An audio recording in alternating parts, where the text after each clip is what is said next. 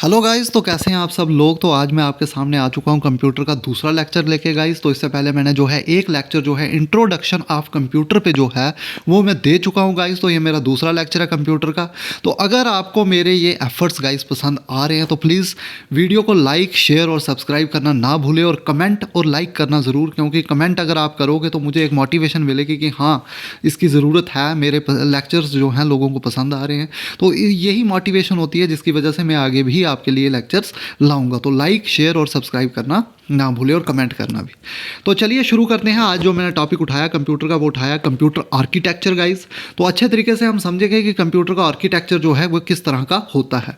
तो सबसे पहले हम पढ़ेंगे कि कंप्यूटर आर्किटेक्चर का मतलब होता है कि कंप्यूटर का कैसा स्ट्रक्चर है और कैसा बिहेवियर है कंप्यूटर का। जैसे कि हम देखेंगे कि कंप्यूटर के स्ट्रक्चर की अगर बात करें तो उसमें आपको जो है सीपीयू देखने को मिलेगा, और जो भी है जैसा भी स्ट्रक्चर है उसको हम नीचे जो है अच्छे तरीके से एक्सप्लेन करेंगे।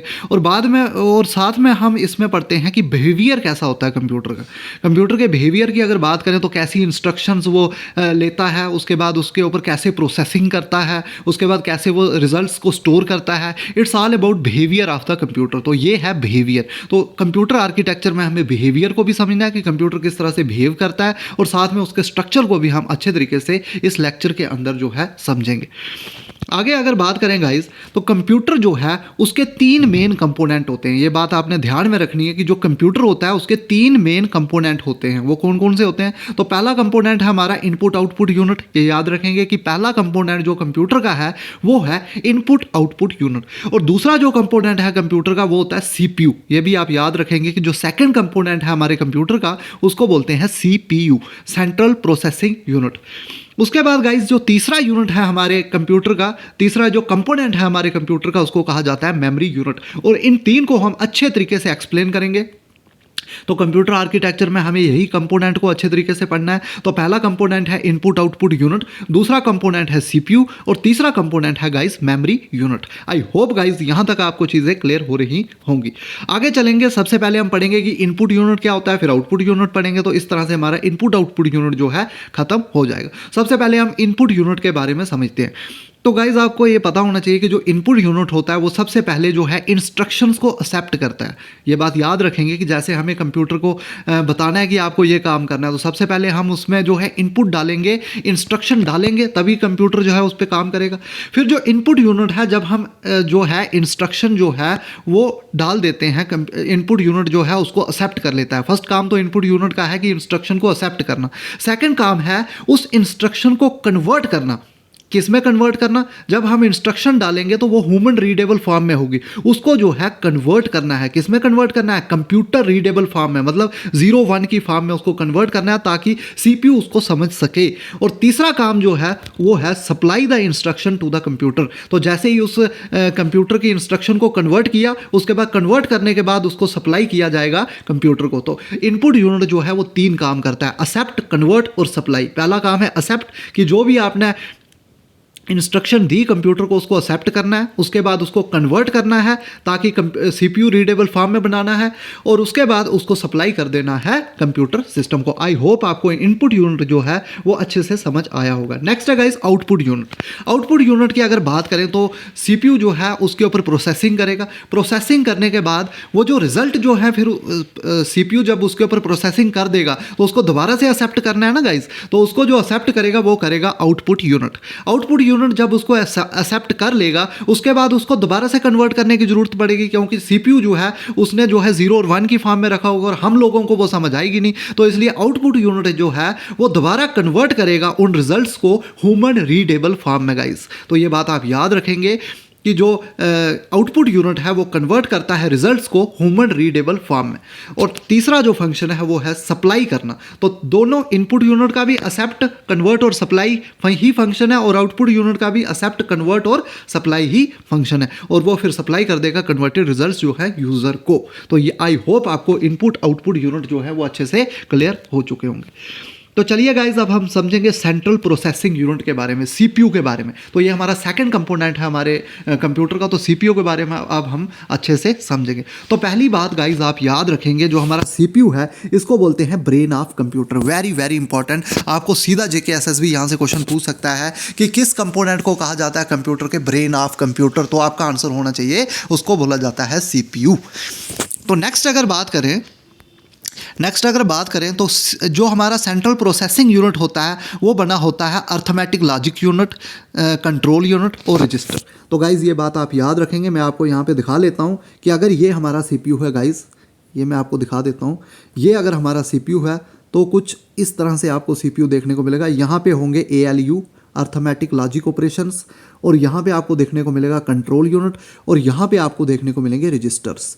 तो यहाँ से आपको आइडिया लग चुका होगा कि हमारा जो सेंट्रल प्रोसेसिंग यूनिट होता है, जो सीपीयू होता है, उसके अंदर तीन चीज़ें होती हैं, उसके तीन सब पार्ट होते हैं। पहला सब पार्ट है अर्थमेटिक एंड लॉजिक यूनिट, दूसरा सब पार्ट है उसका कंट्रोल यूनिट, और तीसरा सब पार्ट उसका आ गया रजिस्टर। तो गाइज आपको अगर आज के बाद पूछा जाए कि जो हमारा सीपीयू होता है उसके कितने पार्ट होते हैं, तो आप बोल सकते हो कि उसके तीन सब कंपोनेंट होते हैं। पहला होता है अर्थमेटिक लॉजिक यूनिट, दूसरा होता है कंट्रोल यूनिट, और तीसरा होता है गाइज रजिस्टर्स। तो इनको हम अच्छे से नीचे एक्सप्लेन करके समझेंगे कि अर्थमेटिक लॉजिक यूनिट क्या होता है, इसका क्या काम होता है, कंट्रोल यूनिट क्या होता है और रजिस्टर क्या होते हैं। ये मैं नीचे आपको पूरे अच्छे तरीके से एक्सप्लेन करूंगा। अभी तक आप सिर्फ इतना ही समझे इसके बारे में। नेक्स्ट अगर बात करें तो सीपीयू का काम क्या होता है। सीपीयू का काम होता है कि जो भी इंस्ट्रक्शन को स्टोर किया है कंप्यूटर में उसको एग्जीक्यूट करना, हर एक इंस्ट्रक्शन के ऊपर काम करना होता है सीपीयू को, उसको प्रोसेस करना होता है, और प्रोसेसिंग का काम जो करता है वो सीपीयू करता है गाइस। नेक्स्ट अगर बात करें, CPU gets instructions from the memory. तो ये भी आपको बता दें कि सीपीयू को इंस्ट्रक्शन कहां से मिलती है। सीपीयू इंस्ट्रक्शन के ऊपर प्रोसेसिंग तो करता है, लेकिन प्रोसेसिंग करने के लिए उसको इंस्ट्रक्शन मिलती कहां से है, तो वो मेमोरी में स्टोर होती है गाइज। ये भी आप याद रखेंगे कि मैंने आपको तीन कंपोनेंट बताए हमारे कंप्यूटर के। पहला कंपोनेंट आपको बताया था मैंने इनपुट आउटपुट यूनिट, दूसरा कंपोनेंट मैंने आपको सीपीयू बताया था, और तीसरा कंपोनेंट जो है वो है मेमोरी यूनिट। तो जो इंस्ट्रक्शंस जो कंप्यूटर को चाहिए, सीपीयू को चाहिए होते हैं प्रोसेसिंग करने के लिए, वो कहां पे स्टोर होते हैं, वो मेमोरी में स्टोर होते हैं गाइस। ये बात आप याद रखेंगे। Next point, it interprets the program instructions and perform the required arithmetic and logical operations for the processing of data. तो देखो आप प्रोसेसिंग कैसे करता है सीपीयू, ये भी बात आपको समझनी है कि प्रोसेसिंग तो करता है, किस पे करता है, इंस्ट्रक्शंस पे करता है। इंस्ट्रक्शन कहां से मिलती है, मेमोरी से मिलती है। लेकिन अब वो इंस्ट्रक्शंस के ऊपर प्रोसेसिंग करता कैसे कंप्यूटर, तो गाइस उसके ऊपर वो लगाता है अर्थमेटिक और लॉजिक ऑपरेशंस। तो ये बात आप याद रखेंगे कि कैसे प्रोसेसिंग करता है, अर्थमेटिक और लॉजिकल ऑपरेशंस को उसके ऊपर लगाता है, और जिससे वो है किसी भी इंस्ट्रक्शन की प्रोसेसिंग करता है गाइस। आई होप आपको यहां तक चीजें अच्छे से क्लियर हो रही होंगी। Then it sends the processed data or result into the memory. और जैसे ही सीपीयू प्रोसेसिंग कर लेता है कि इंस्ट्रक्शन के ऊपर, उस डाटा को वो दोबारा भेज देता है मेमोरी में गाइस। वो जो रिजल्ट निकलता है प्रोसेसिंग करने के बाद, उसको मेमोरी में दोबारा से भेज दिया जाता है गाइस। तो ये आप सोच रहे होंगे कि ये कैसे भाई सीपीयू कैसे लाता है और कैसे भेज देता है रिजल्ट्स को, क्या सिस्टम है। तो गाइज आपको पता होना चाहिए कि बसेस लगी होती हैं अंदर हमारे कंप्यूटर के अंदर। आपको एक और टॉपिक आज मैं पढ़ाऊंगा कि बसेस के द्वारा जो भी डाटा जो है वो मेमोरी से कंप्यूटर में आता है और कंप्यूटर से दोबारा मेमोरी में चला जाता है। तो हर चीज़ मैं आपको यहाँ पर पढ़ाऊँगा धीरे धीरे। तो नेक्स्ट अगर बात करें, the CPU is fabricated as a single integrated circuit and is also known as microprocessor. तो सीपीयू को जो है माइक्रो प्रोसेसर के नाम से भी जाना जाता है गाइज, ये बात याद रखेंगे। और सीपीयू एक छोटी सी चिप होती है गाइज, ये बात आप याद रखेंगे कि सीपीयू एक छोटी सी चिप होती है। वो बड़े लोगों को कन्फ्यूजन होती है कि वो इतना बड़ा डब्बा देखते हैं और उसको बोलते हैं कि वो जो मॉनिटर के पास रखा होता है कि वो सीपीयू होता है गाइज। ये बात आप अपने दिमाग से निकाल दें। सीपीयू एक छोटी सी चिप होती है, ये बात आप अपने दिमाग में रखें कि जो सीपीयू होता है वो एक छोटी सी चिप होती है। और वो जो बड़ा सा डब्बा आपको दिखता है ना, बड़ा सा बॉक्स जो मॉनिटर के पास रखा होता है गाइज, उसको बोलते हैं सिस्टम यूनिट। ये याद रखेंगे आप कि वो जो प्लास्टिक का बॉक्स होता है ना मॉनिटर के पास, वो सीपीयू नहीं होता है। सीपीयू एक छोटी सी चिप होती है, और वो जो बड़ा बॉक्स होता है उसको सिस्टम यूनिट बोलते हैं। तो आई होप आपको जो है ये कंप्यूटर मैं बिल्कुल बेसिक से आपको पढ़ा रहा हूँ। आई होप आपको ये चीज़ें समझ आ रही होंगी। तो नेक्स्ट गाइज आपके लिए जो बहुत ज़्यादा इंपॉर्टेंट हो जाता है, सीपीयू को माइक्रो प्रोसेसर भी बोलते हैं, ये भी याद रखें। और नेक्स्ट आपको बहुत ज़्यादा इंपॉर्टेंट हो जाएगा कि सीपीयू की परफॉर्मेंस को कैसे मेजर करते हैं, उसके क्या यूनिट्स हैं कि सीपीयू की परफॉर्मेंस को मेजर कैसे करते हैं गाइस, बहुत ज़्यादा इंपॉर्टेंट। तो सीपीयू की परफॉर्मेंस को मेजर करते हैं हम MIPS और BIPS, और MIPS का मतलब होता है मिलियंस ऑफ इंस्ट्रक्शंस पर second guys, millions of instructions पर सेकंड। तो एक सेकंड में कितनी इंस्ट्रक्शंस को वो है प्रोसेस कर रहा है सीपीयू, इसको सीपीयू की परफॉर्मेंस बोलते हैं। तो इसको मेजर कैसे करते हैं, मिलियंस ऑफ इंस्ट्रक्शंस पर सेकंड या बिलियंस ऑफ इंस्ट्रक्शंस पर सेकंड। तो ये क्वेश्चन आपको पूछा जा सकता है कि CPU performance is measured in MIPS, तो वहां पे ऑप्शन अगर MIPS होगा तो MIPS को टिक करना है, और BIPS होगा तो BIPS को आपको टिक करना है गाइस। आई होप आपको चीजें क्लियर हो रही होंगी। तो अब हम एक एक करके जो है सीपीयू के कंपोनेंट पढ़ेंगे। मैंने आपको बोला था कि सीपीयू के 3 कंपोनेंट हैं, अर्थमेटिक लॉजिक यूनिट, उसके बाद आपको रजिस्टर्स पढ़ने हैं, और उसके बाद कंट्रोल यूनिट्स पढ़ने हैं। ये सीपीयू के अंदर तीनों पार्ट होते थे, मैं आपको पहले भी बता चुका हूं और दोबारा आपको बता देता हूं कि ये अगर हमारा सीपीयू है गाइस, तो सीपीयू में मैंने आपको बताया था कि यहाँ पे रजिस्टर्स होते हैं, ये आपके रजिस्टर्स आ जाएंगे, और दूसरा आपको यहाँ पे अर्थमेटिक लॉजिक यूनिट देखने को मिलेगा, और ये कंट्रोल यूनिट होता है गाइस। तो सीपीयू में इस तरह से 3 कंपोनेंट होते हैं हमारे सीपीयू के अंदर। आई होप आपको चीज़ें क्लियर हो रही होंगी। तो सबसे पहले हम पढ़ेंगे अर्थमेटिक लॉजिक यूनिट के बारे में। तो अर्थमेटिक लॉजिक यूनिट की अगर बात करें तो इसमें 2 यूनिट्स होते हैं गाइस। सबसे पहले आपको पता होना चाहिए कि 2 यूनिट्स होते हैं अर्थमेटिक लॉजिक यूनिट के अंदर भी 2 यूनिट होते हैं। तो ये पहला यूनिट आपको देखने को मिलेगा अर्थमेटिक यूनिट, और दूसरा यूनिट आपको देखने को मिलेगा लॉजिक यूनिट गाइस। जो अर्थमेटिक यूनिट होता है गाइस, वो परफॉर्म करता है arithmetic operations on the data. तो ये बात याद रखेंगे कि अर्थमेटिक, जैसे सपोज आपको 2 जो है दे दिए जाते हैं कि 2 + 3, 2 और 3 को ऐड किया जाएगा गाइस। तो 2 और 3 को ऐड कौन करेगा सीपीयू के अंदर, वो अर्थमेटिक जो है अर्थमेटिक यूनिट उसके ऊपर लगाया जाएगा, और प्लस जो है उसको किया जाएगा।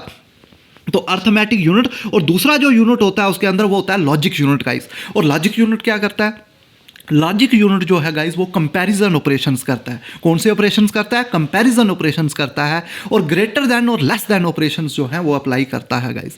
ये बात आप याद रखेंगे। अब गाइस आप सोच रहे होंगे, अब मैं आपको एक बात बता देता हूं कि जैसे सीपीयू प्रोसेसिंग कर रहा है, सीपीयू प्रोसेसिंग कर रहा है हमारी इंस्ट्रक्शन के ऊपर। तो इंस्ट्रक्शन के ऊपर जब वो प्रोसेसिंग करेगा, तो मैंने आपको बताया कि वहां पे अर्थमेटिक और लॉजिकल ऑपरेशंस लगेंगे उसके ऊपर, लेकिन कहीं पे वो स्टोर भी तो होगा, स्टोर भी होगा ना। ऑपरेशंस लगाने के लिए पहले उस इंस्ट्रक्शन को स्टोर भी तो करना है टेम्परेरी वहाँ पे, और उस स्टोर करने के लिए, उस इंस्ट्रक्शन को टेम्परेरीली स्टोर करने के लिए, ताकि उसके ऊपर ऑपरेशंस लगाए जाएं सीपीयू के द्वारा, और वो स्टोरेज जो है वो प्रोवाइड करते हैं रजिस्टर्स। ये बात आप याद रखेंगे। आई होप आपको समझ आ रहा होगा कि रजिस्टर्स क्या हैं। तो रजिस्टर जो हैं ये एक टेम्परेरी मेमोरी होती है जो कि यूज़ की जाती है वहाँ पे, मतलब कि जो भी हम अर्थमेटिक और लॉजिक ऑपरेशंस जो हैं जब लगाते हैं, तो टेम्परेरीली डाटा को स्टोर करने के लिए जो मेमोरी यूज़ की जाती है उसको रजिस्टर कहते हैं। आई होप गाइस यहाँ तक आपको चीज़ें क्लियर हुई होंगी।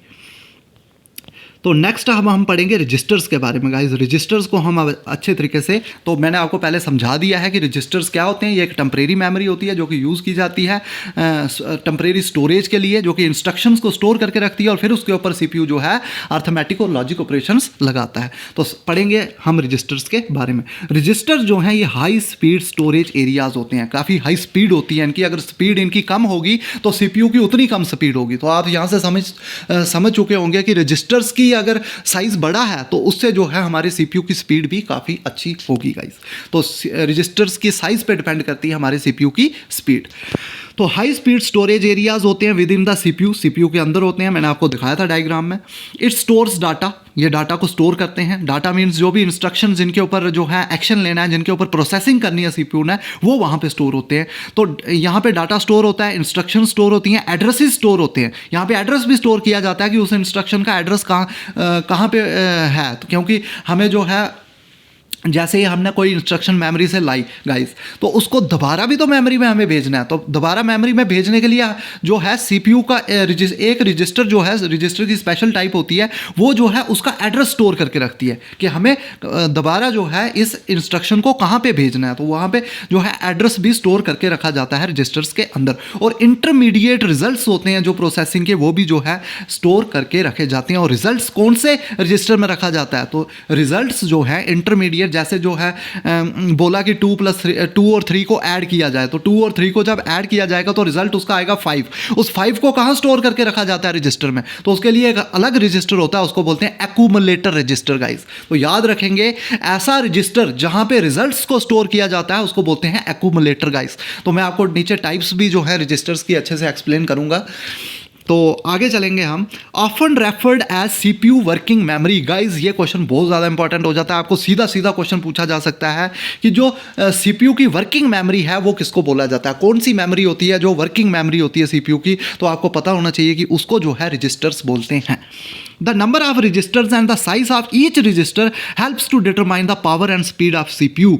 तो कितने रजिस्टर्स हैं आपके पास और क्या साइज है रजिस्टर का, इससे डिटरमाइन होती है पावर और स्पीड सीपीयू की। तो सीपीयू की पावर और स्पीड किस पे डिपेंड करती है, नंबर, कितने रजिस्टर्स हैं आपके पास और कितना साइज है उन रजिस्टर्स का। तो साइज और नंबर पे डिपेंड करता है आपके सीपीयू की स्पीड और सीपीयू की पावर गाइज।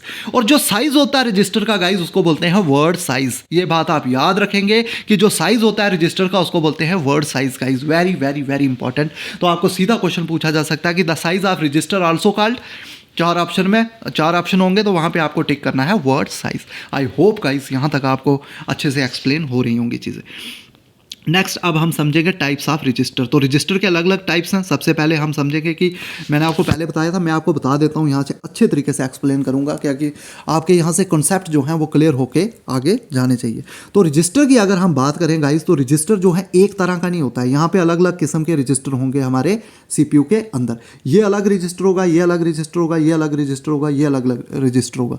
तो रजिस्टर्स की आगे टाइप्स होती हैं। तो जैसे सपोज एक इंस्ट्रक्शन मिलती है कंप्यूटर को कि 2+3 को ऐड कीजिए, तो 2+3 को जब ऐड करना होगा तो इन दोनों को बोलेंगे हम ऑपरेंड्स। इन ऑपरेंड्स को जो है हम बोलेंगे कि ये क्या है, ऑपरेंड्स है। और इनके बीच में इनको अगर प्लस करना है तो उसको बोलेंगे ऑपरेटर। और गाइस जैसे 2+3 को हम ऐड करेंगे तो वो बन जाएगा 5। तो 5 जब बनेगा तो वो यहाँ पे स्टोर हो जाएगा 5, क्योंकि 5 जहाँ पे स्टोर हुआ है उस रजिस्टर को हम बोलेंगे accumulator register. Guys I hope आपको ये अच्छे से समझ आया होगा कि एक्यूमुलेटर रजिस्टर क्या होता है। कि जैसे ही कंप्यूटर ने प्रोसेसिंग की, जो रिजल्ट वहाँ से निकला प्रोसेसिंग के बाद, उसको स्टोर किया जाता है एक्यूमुलेटर रजिस्टर में। गाइस आपको अच्छे से ये चीज़ें एक्सप्लेन हो रही होंगी। तो stores the results of arithmetic and logic operations. तो एक्यूमुलेटर के आगे मैंने लिखा हुआ है कि ये स्टोर करता है रिजल्ट, जो भी अर्थमेटिक लॉजिक ऑपरेशंस लगा के जो भी रिजल्ट बनता है। Instruction register. इंस्ट्रक्शन रजिस्टर क्या होता है guys, contains the current instruction most recently fetched. तो गाइज ये बात याद रखेंगे। अब मैं आपको बताता हूं कि जैसे ये मैंने आपको बताया कि जैसे ही 2+3 को बोला ऐड करने के लिए, तो गाइज वो 2 और 3 कहां पे स्टोर होंगे, वो स्टोर होंगे इंस्ट्रक्शन रजिस्टर में। तो इंस्ट्रक्शन रजिस्टर में उन 2, 3 को स्टोर कर दिया जाएगा। और जैसे ही उनके ऊपर अर्थमेटिक और लॉजिक ऑपरेशंस जो है सीपीयू ने लगाए और 2 और 3 को जब प्लस किया तो बना 5। और 5 कहां पे स्टोर होगा, एक्यूमुलेटर रजिस्टर में। गाइस आई होप आपको चीजें जो है अच्छे से क्लियर हो रही होंगी। तो आपको इंस्ट्रक्शन रजिस्टर और एक्यूमुलेटर रजिस्टर जो है अच्छे से समझ आ गया होगा। नेक्स्ट गाइस आपको समझना है प्रोग्राम काउंटर। प्रोग्राम काउंटर अब आपको समझना है। तो रजिस्टर में एक रजिस्टर यहां पे होगा प्रोग्राम काउंटर, और ये क्या करेगा, ये स्टोर करेगा गाइस। ये प्रोग्राम काउंटर जो होता है ये स्टोर करके रखता है address of the next instruction to be process. अब सीपीयू को कोई ये थोड़े ना कि एक दिन में वो लगा है कि एक दिन में एक ही इंस्ट्रक्शन उसको स्टोर करनी है। उसको लाखों इंस्ट्रक्शंस जो हैं वो क्या बोलते हैं, उसको प्रोसेस करनी होती हैं एक सेकंड के अंदर। तो मिलियंस ऑफ इंस्ट्रक्शन जब वो प्रोसेस कर रहा है तो दूसरी इंस्ट्रक्शन जो लाइन में लगी होती है, तो वो नेक्स्ट इंस्ट्रक्शन कहां पे स्टोर होती है, वो होती है हमारे स्पेशल रजिस्टर में, और उसका नाम होता है प्रोग्राम काउंटर। गाइज ये याद रखेंगे, बहुत ज्यादा इंपॉर्टेंट है। Types of registers. और अभी सब एडिटर में एक क्वेश्चन भी पूछा था, मैं आपको बताऊंगा कि कौन सा क्वेश्चन पूछा था टाइप्स ऑफ रजिस्टर से। तो प्रोग्राम काउंटर भी आपको समझ आ गया होगा, इंस्ट्रक्शन रजिस्टर भी समझ आ गया होगा, और एक्यूमुलेटर भी आपको समझ आ गया होगा। ये तीनों रजिस्टर आपको क्लियर होंगे गाइज। नेक्स्ट अगर बात करें गाइज, तो नेक्स्ट है हमारा memory buffer register. Memory buffer register temporary stores data from memory और the data to be sent to memory. तो गाइज ये ऐसा डाटा जो है स्टोर करके रखता है जो कि हमने मेमोरी से डाटा लाया, और वो डाटा जिसको मेमोरी को दोबारा भेजना है गाइज। तो ऐसा भी कुछ डाटा होता है जिसको हम मेमोरी से लाते हैं और फिर दोबारा हमें मेमोरी में भेजना है। तो ऐसे रजिस्टर को कहाँ स्टोर करके रखते हैं, वो रखते हैं हम मेमोरी बफर रजिस्टर में गाइज। और यही क्वेश्चन पूछा गया था JKSSB JSA के एग्जाम में, JKSSB JSA के एग्जाम में ये क्वेश्चन पूछा गया था कि मेमोरी बफर रजिस्टर का क्या काम होता है। तो मेमोरी बफर रजिस्टर का काम होता है कि उस डाटा को स्टोर करना जो हम मेमोरी से लाते हैं, और जिस डाटा को दोबारा मेमोरी को भेजना होता है उस तरह का डाटा हम स्टोर करके रखते हैं मेमोरी बफर रजिस्टर में। और नेक्स्ट होता है डेटा रजिस्टर गाइस, और डेटा रजिस्टर में स्टोर किए जाते हैं ऑपरेंड्स गाइस। तो ये मैं आपको बता देता हूँ, जैसे ये रजिस्टर है, यहाँ पे अलग अलग किस्म के रजिस्टर होंगे। ये मान लेते हैं हम कि ये एक्यूमुलेटर है, ये है हमारा इंस्ट्रक्शन रजिस्टर, उसके बाद ये है हमारा प्रोग्राम काउंटर, और उसके बाद ये है हमारा मेमोरी बफर रजिस्टर, ये है मेमोरी बफर रजिस्टर। और उसके बाद एक और होगा आगे हमारा, और इसको हम मान लेते हैं आगे वाले को डेटा रजिस्टर। तो इस तरह से होता है रजिस्टर की जो है आर्किटेक्चर, इस तरह से होता है। तो डेटा रजिस्टर क्या करता है, वो ऑपरेंड्स स्टोर करके रखता है। तो ऑपरेंड्स मैंने आपको बताया था कि जैसे सीपीयू को ऑर्डर दिया जाता है कि आप 2+3 को ऐड कीजिए, तो 2 और 3 जो है ये हो गए हमारे ऑपरेंड्स। ये क्या हैं गाइस, ये हैं ऑपरेंड्स। तो 2 और 3 कहाँ पे स्टोर होंगे, वो होंगे जी हमारे डेटा रजिस्टर में। तो आई होप आपको यहाँ तक जो है रजिस्टर की सारी टाइप्स जो हैं वो समझ आ चुकी होंगी गाइस। तो आई होप मैंने बिल्कुल सिंपल रखा, जितना हो सकता था उतना मैंने सिंपल रखा है इस चीज़ को। तो नेक्स्ट हम समझेंगे कंट्रोल यूनिट। तो अभी तक मैंने आपको सीपीयू का अर्थमेटिक एंड लॉजिक ऑपरेशन समझा दिए, उसके बाद मैंने आपको रजिस्टर समझा दिए। अब हम समझेंगे कि कंट्रोल यूनिट क्या होता है। तो कंट्रोल यूनिट की अगर बात करें, organises the processing of data and instructions. तो ये क्या करता है, ये ऑर्गेनाइज करता है, ये कोई किसी किस्म की प्रोसेसिंग नहीं करता है गाइज। आप याद रखेंगे कि कंट्रोल यूनिट किसी किस्म की प्रोसेसिंग नहीं करता है, इसका काम होता है ऑर्गेनाइज करना। जैसे कि सपोज़ हमें एक सीपीयू बोलता है कि मुझे एक इंस्ट्रक्शन चाहिए मेमोरी से, कोई भी इंस्ट्रक्शन, अगर सीपीयू को कोई भी चीज़ चाहिए मेमोरी से, कोई भी इंस्ट्रक्शन उसको अपलोड करनी है मेमोरी में, तो वो जो है वो जो मतलब कि सिग्नल्स होते हैं, जो भी मेमोरी को सिग्नल देना है कि वहाँ पे बसेस को सिग्नल देना है कि वहाँ पे डाटा को लाया जाए, तो वो सिग्नल्स जो है वो सिग्नल्स कौन जनरेट करता है जी, वो करता है जी हमारा कंट्रोल यूनिट। तो ये ऑर्गेनाइज करता है, प्रोसेस करता है डाटा इंस्ट्रक्शंस को। तो इसका काम है ऑर्गेनाइज करना, ये एक किस्म का ऑर्गेनाइजिंग है। तो ये सुपरवाइजर है, ये क्या है, supervisor. It act as a supervisor and control and coordinates, control भी करता है और कोऑर्डिनेट भी करता है the activity of the other units of the computer. तो पूरे कंप्यूटर के यूनिट्स को जो कंट्रोल करके रखता है वो हमारा कंट्रोल यूनिट करता है। तो ऑर्गेनाइजिंग का काम किसका है, जितने भी काम, जितनी भी प्रोसेसिंग हो रही है, प्रोसेसिंग सीपीयू करेगा, लेकिन उसको ऑर्गेनाइज कौन करेगा, उसको मेंटेन कौन करेगा, सिग्नल कौन जनरेट करेगा, वो कंट्रोल यूनिट करेगा। आई होप आपको कंट्रोल यूनिट क्लियर हो रहा होगा। Control unit tells when to fetch the data. Control unit बताएगा कि कब डाटा को फैच करना है, कब उस इंस्ट्रक्शंस को फैच करना है, और क्या करना है और कब करना है गाइस, और कहाँ पे करना है। ये सब जो है, ये सब हमें कंट्रोल यूनिट बताता है कि कोई भी अगर रिजल्ट्स जो है प्रोसेसिंग के बाद कहाँ पे उनको स्टोर करना है, ये भी कंट्रोल यूनिट बताता है। तो कंट्रोल यूनिट का काम है ऑर्गेनाइज करना, ऑर्गेनाइजर का काम, सुपरवाइजर का काम, कंट्रोल का काम, ये सब काम करते हैं कंट्रोल यूनिट। आई होप आपको जो है सीपीयू, पूरा का पूरा सीपीयू जो है, मैंने पूरा जोर अपने से लगा दिया सीपीयू आपको समझाने के लिए। और अगर तीसरे कंपोनेंट की बात करें, हमने 2 कंपोनेंट अभी पढ़ लिए हैं। इनपुट आउटपुट यूनिट आपको जो है मैंने आपको अच्छे तरीके से एक्सप्लेन करा दिया गाइज, और उसके बाद इनपुट आउटपुट यूनिट के बाद सीपीयू मैंने अच्छे तरीके से पढ़ा लिया। और तीसरा जो हमारा है वो है मेमोरी यूनिट। और मेमोरी यूनिट पे गाइस मैंने पूरा का पूरा जो है चैप्टर लाना है, तो इसलिए यहाँ पे मैं ज़्यादा एक्सप्लेन आपको नहीं करूँगा, इसके लिए एक अलग से लेक्चर लाया जाएगा। तो मेमोरी यूनिट में अगर बात करें तो मेमोरी यूनिट में आती है कैश मेमोरी और प्राइमरी मेमोरी। तो ये याद रखेंगे आप कि मेमोरी यूनिट के लिए मैं पूरा ही एक चैप्टर लाऊंगा, तो यहाँ पे ज़्यादा एक्सप्लेन मैं नहीं करने वाला हूँ। नेक्स्ट गाइस हम समझेंगे इंस्ट्रक्शन साइकिल क्या होता है। तो इंस्ट्रक्शन साइकिल के 4 स्टेप्स होते हैं। सबसे पहले मैं आपको बता दूं कि इंस्ट्रक्शन साइकिल के 4 स्टेप्स होते हैं। तो सबसे पहले हम समझेंगे कि फैचिंग क्या होता है। तो पहला स्टेप जो है इंस्ट्रक्शन साइकिल का वो होता है फैच। तो कोई भी इंस्ट्रक्शन है सबसे पहले मेमोरी से उसको लाया जाता है, मेमोरी से उसको लाया जाता है। तो फैच किया जाता है, सबसे पहले उसको रजिस्टर में लाया जाता है। तो सबसे पहले उसको रजिस्टर में लाया जाता है, फिर उसको डिकोड किया जाता है। सेकंड स्टेप में उसको डिकोड किया जाता है। तो फैच्ड इंस्ट्रक्शन को जो है सबसे पहले तोड़ा जाता है छोटे छोटे छोटे छोटे पार्ट में। तो डिकोड करने का मतलब है उसको ब्रोकन किया जाता है। तो इंस्ट्रक्शन को सबसे पहले तो उसको लाया जाता है मेमोरी से, उसके बाद उसको ब्रोकन किया जाता है छोटे छोटे पार्ट में। और उस ब्रोकन, जब उसको ब्रोक किया जाता है उसी को बोलते हैं कि हम इंस्ट्रक्शन को डिकोड कर रहे हैं। और उसके बाद उस इंस्ट्रक्शन को जो है ट्रांसलेट किया जाता है कमांड्स में गाइस। तो ये बात याद रखेंगे कि सबसे पहले आप इंस्ट्रक्शन को फैच करते हो, उसके बाद उसको डिकोड करते हो, मतलब उसको इंस्ट्रक्शंस को ब्रोक करते हो छोटे छोटे पार्ट्स में। और जब उसको ब्रोक कर देते हो, डिकोड कर देते हो, तो उस इंस्ट्रक्शन को तब बोला जाता है कमांड। तो वो इंस्ट्रक्शन तब बन जाती है कमांड। तो आपको पेपर में आ सकता है कि डिकोडेड इंस्ट्रक्शन को क्या बोलते हैं। तो डिकोडेड इंस्ट्रक्शन को बोलते हैं command guys, very very important.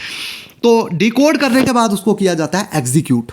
तो जैसे ही वो डिकोड हो चुकी है तो अब उसको सीपीयू करेगा एग्जीक्यूट। तो डिकोडेड इंस्ट्रक्शन या कमांड उसको कह सकते हैं हम, उसको किया जाता है उसके बाद एग्जीक्यूट। और लास्ट स्टेप होता है स्टोर। तो जैसे ही उसकी प्रोसेसिंग हो गई तो उसके बाद कंप्यूटर उसको मेमोरी में दोबारा स्टोर कर लेगा। तो आई होप आपको पूरा का पूरा जो है इंस्ट्रक्शन साइकिल जो है समझ आ चुका होगा। तो पहला स्टेप इसका होता है फैच। फैच के बाद इसको डिकोड किया जाता है। डिकोड में हम छोटे छोटे पार्ट्स में उसको इंस्ट्रक्शन को तोड़ देते हैं, और जब उसको डिकोड कर दिया जाता है तो ऐसी इंस्ट्रक्शन को बोला जाता है कमांड, और फिर उस कमांड को जो है एग्जीक्यूट किया जाता है। ये बात याद रखेंगे कि उसके बाद उस कमांड को जो है एग्जीक्यूट किया जाता है और उसके बाद उसको स्टोर कर दिया जाता है। तो आई होप आपको पूरा का पूरा इंस्ट्रक्शन साइकिल जो है वो समझ आ चुका होगा। नेक्स्ट है गाइस परफॉर्मेंस ऑफ कंप्यूटर। तो अब कंप्यूटर की परफॉर्मेंस किस पे डिपेंड करती है, ये भी बहुत ज़्यादा इंपॉर्टेंट है। तो सबसे पहले गाइस पहला स्टेप है जिसके पहली चीज़ है जिसके ऊपर कंप्यूटर की परफॉर्मेंस जो है डिपेंड करती है, वो है रजिस्टर का साइज़ गाइस।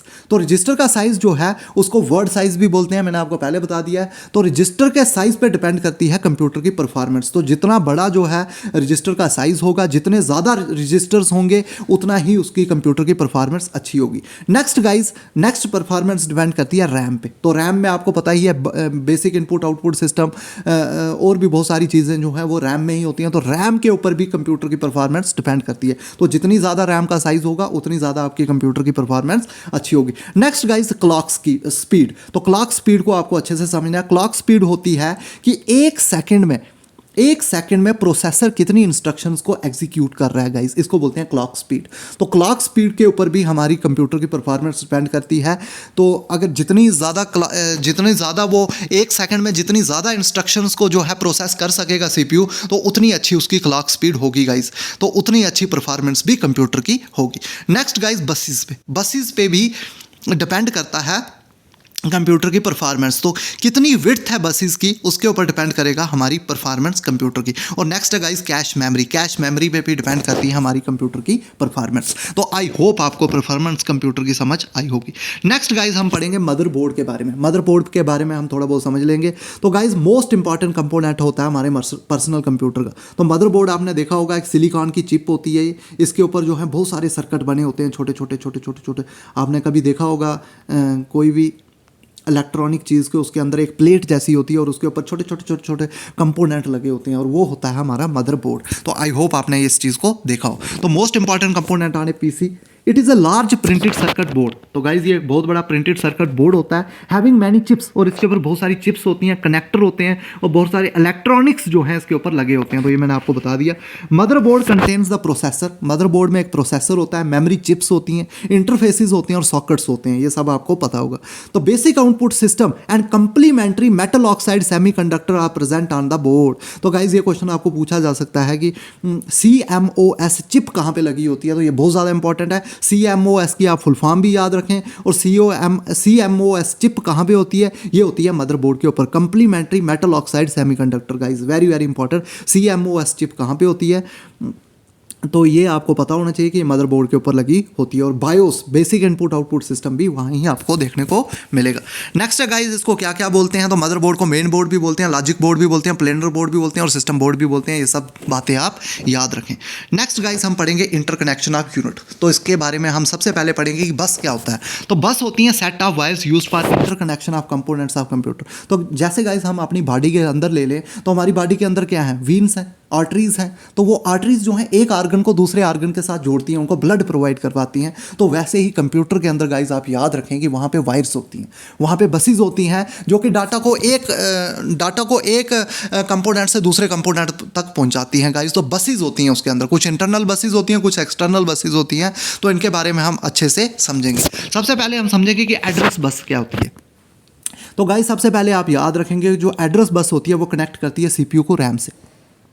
सीपीयू को रैम से कनेक्ट करती है हमारी एड्रेस बस। और एड्रेस बस जो है उसका काम है सिर्फ एड्रेस को कैरी करना। जैसे सीपीयू बोलता है कि चलो भाई ये वाली इंस्ट्रक्शन मुझे चाहिए, तो वहाँ से कंट्रोल यूनिट जो है सिग्नल जनरेट करेगा और सीधी बस के थ्रू जो है वो एड्रेस वहाँ पे चला जाएगा मेमोरी में कि इस इंस्ट्रक्शन को ऊपर सीपीयू में रजिस्टर्स में भेजा जाए। तो एड्रेस बस जो होती है वो यूनिडायरेक्शनल होती है। जैसे ही उसने अपना जो है एड्रेस पहुंचाया तो बस उसका काम खत्म। तो इसलिए आप याद रखेंगे जो एड्रेस बस होती है वो सीपीयू और रैम को कनेक्ट करती है, ये यूनिडायरेक्शनल होती है और ये कैरी करती है एड्रेस ओनली। और नेक्स्ट है guys data bus. Data bus की अगर बात करें तो ये ट्रांसफर करती है data between CPU and memory. ये बात याद रखेंगे कि ये डाटा जो है ट्रांसफर करती है सीपीयू और मेमोरी के बीच में। और गाइस ये डाटा अगर इसको डाटा जो है लाना है तो पहुंचाना भी है, तो इसलिए ये जो है ये बस जो होती है ये जो है बाई डायरेक्शनल होती है गाइस। ये बात याद रखेंगे कि ये बस जो है ये बाई डायरेक्शनल होती है। आई होप आपको जो है डेटा बस और हमारी जो है एड्रेस बस के बारे में समझ आया होगा। तीसरी बस होती है गाइस कंट्रोल बस, ये भी याद रखेंगे। और कंट्रोल बस का काम होता है जनरेट कंट्रोल सिग्नल। तो कंट्रोल यूनिट हमने पढ़ा, कंट्रोल यूनिट के बारे में हमने पढ़ा कि वो जनरेट करता है सिग्नल्स। तो सिग्नल कैसे जनरेट करेगा अगर उसके पास कोई वीन ही नहीं होगी, वहाँ पे कोई वायर ही नहीं होगी उस सिग्नल को जनरेट करवाने के लिए। तो कंट्रोल यूनिट जो है कंट्रोल बस के थ्रू काम करता है, ये कंट्रोल सिग्नल्स को जनरेट करता है। आई होप आपको यहाँ तक चीज़ें क्लियर हुई होंगी। तो गाइज इंटरनल बस और एक्सटर्नल बस दो तरह की बसेज होती हैं। इंटरनल बस जो होती है वो कनेक्ट करती है internal components of the computer. तो जितने भी कंप्यूटर के इंटरनल कंपोनेंट्स होते हैं उनको जो है कनेक्ट करती है हमारी इंटरनल बस, और ये क्विक होती है एज कंपेयर टू एक्सटर्नल बस। इसको जो इंटरनल बस को गाइज मेमोरी बस भी बोलते हैं, लोकल बस भी बोलते हैं और सिस्टम बस भी बोलते हैं। और एक्सटर्नल बस की अगर बात करें तो एक्सटर्नल जो बस होती है गाइज वो कनेक्ट करती है एक्सटर्नल डिवाइसेस जो भी कंप्यूटर की होती हैं। तो ये स्लोअर होती है इंटरनल बस से गाइज। तो आई होप आपको गाइज पूरा का पूरा लेक्चर जो है अच्छे तरीके से समझ आया होगा। मैंने अपनी तरफ से पूरी कोशिश की है आपको बेसिक से कंसेप्ट समझा सकूं। तो अगर गाइज आपको मेरे एफर्ट्स जो हैं वो पसंद आ रहे हैं तो प्लीज़ लाइक शेयर और सब्सक्राइब करना ना भूलें। Thanks for watching.